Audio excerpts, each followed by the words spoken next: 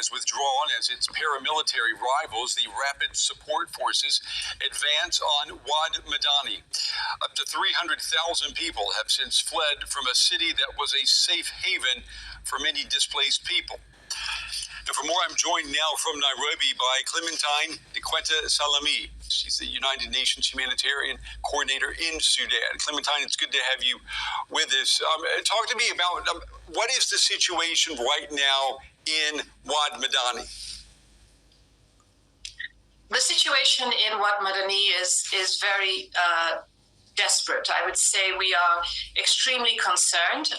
Of course, the recent fighting has led to the displacement of about 250 to 300,000.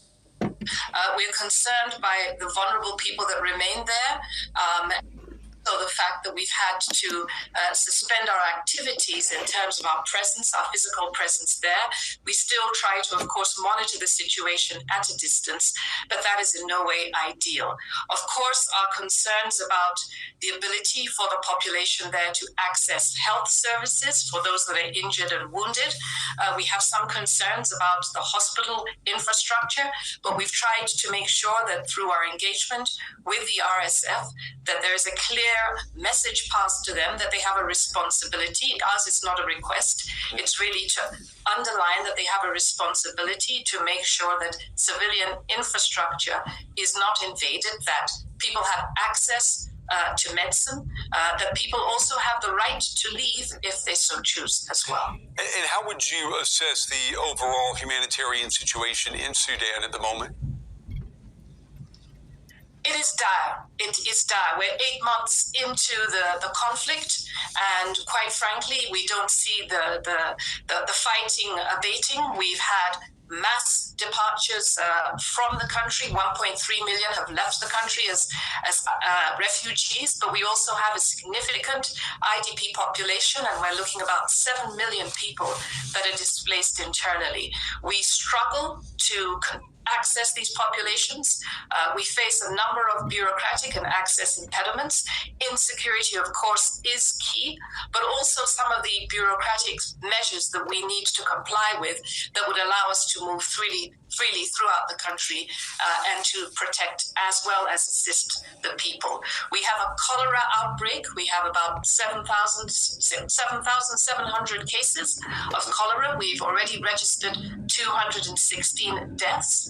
And with this new outflow from Madani towards the east, we fear, of course, that the cholera numbers will continue to rise. I've got about 1 minute left. I want to ask you, the situation in Sudan is often referred to as the forgotten war. Much of the world's attention has been focused on Israel, Hamas, Russia, Ukraine. Is that affecting efforts to drum up international aid for Sudan? I think it is. I think we are nowhere near the overall appeal that we made for 2.6 billion. We've only reached 1 billion to date. We're grateful, of course, to our donors, but the Sudanese people, I think their needs are as important as other displaced populations.